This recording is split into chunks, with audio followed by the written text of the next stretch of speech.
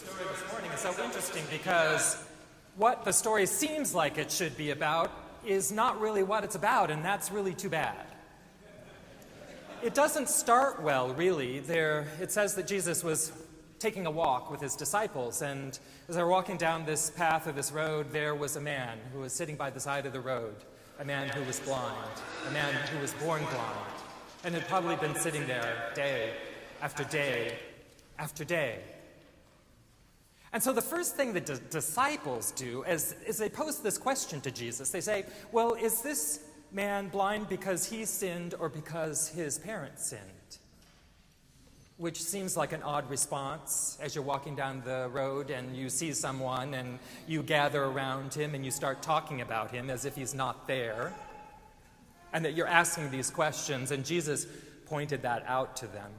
He said, you are missing the point here. This is not a time to be trying to figure out those kinds of questions. They're not even the right questions to ask. You should be asking, what is needed in this time and this place for this man? And then he did, just as Kelly described, he spat on the ground, made a paste out of some mud, and he smeared it on the man's eyes. And the children had the right response, like, ew.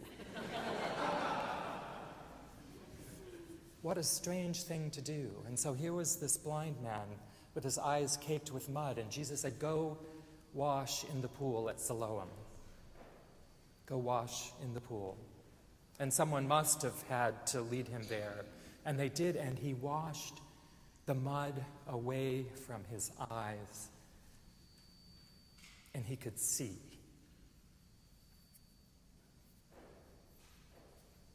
He could see. And that should have been the point of the story. But that's not what happens. So this man can see. And yet everyone around him is either confused or perplexed or just refuses to believe that this might be true. So first of all, the man is going back and telling people what happened to him, and the people aren't even sure that it's the same guy. They said, well, now wait a minute, this guy couldn't be seeing now. It must be somebody else. It must be someone who looks like the guy who was blind. So even though here he was in front of them, they'd seen him day after day, they couldn't quite believe it was the same person. They just couldn't quite believe it. And so they hauled him to the Pharisees, who are the folks, of course, who are holding the law, the religious law of the community, which, of course, is so important in that tradition, that there is this law that we follow. And there were two problems, at least two, if not more. When Jesus is around, there were always problems, perhaps two, perhaps more. The first one was that he happened to do this on the Sabbath, which you are not supposed to do. You're not supposed to work on the Sabbath. And Rachel told us at the 9 a.m. service that making mud is one of the 39 things you're not supposed to do on the Sabbath.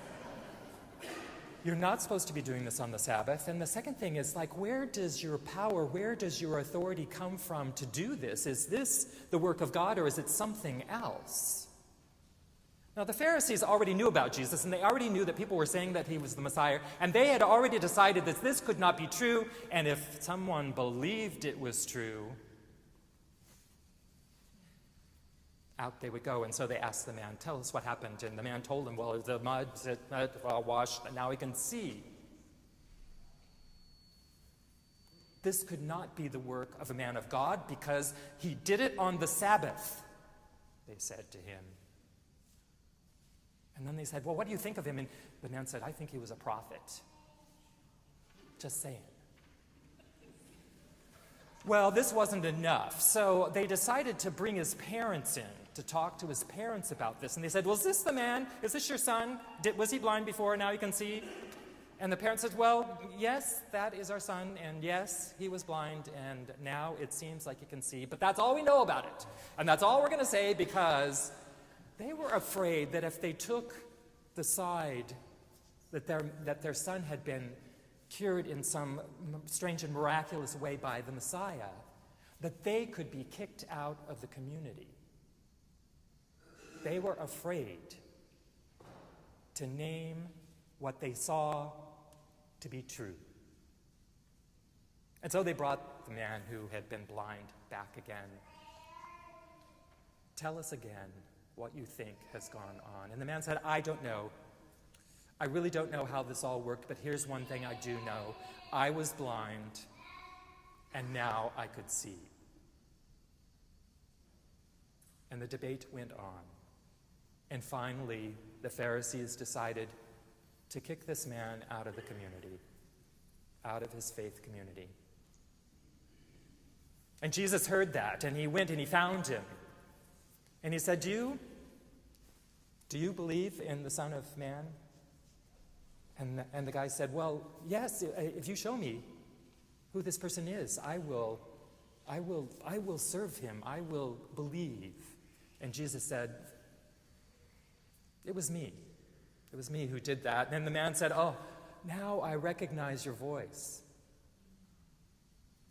And he was so grateful and full of this transformation, this amazing transformation that had gone through, that he was ready at that moment to devote himself to Jesus. And Jesus said, this is really what I've come to do. I've come to help those who cannot see. I've come to bring some light when there's darkness. And some Pharisees, there they were again, listening in. And they said, are you saying that we're blind?